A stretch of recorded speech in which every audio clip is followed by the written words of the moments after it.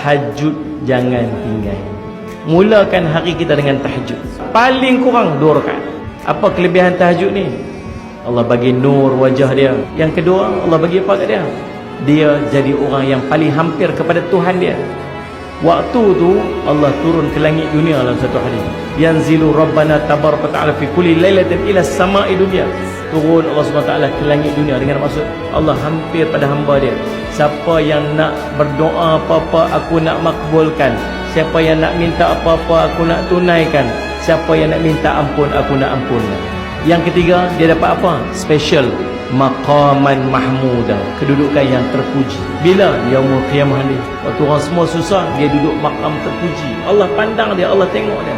Ni orang yang bangun tahajud. Lagi dia dapat apa tuan-tuan sekalian? Doanya dimakbulkan. Lagi dia dapat apa lagi tuan-tuan? Kubur cerah. Lagi dapat apa lagi? Peluang untuk dapat masuk syurga tanpa hisab. 2 rakaat. Saya buat banyak aku tak larat. 2 rakaat sudah. Berapa minit sebelum azan bangun usolli sunatan tahajud rakaatain ini cukup. Lepas rakaat, lepas Fatihah baca qul ya al-kafirun. Rakaat kedua baca qul huwallahu ahad.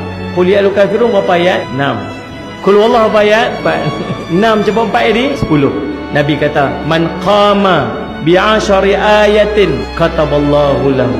Siapa yang bangun pada malam harinya membaca 10 ayat, maka akan ditulis baginya perlepasan daripada kelompok yang lalai.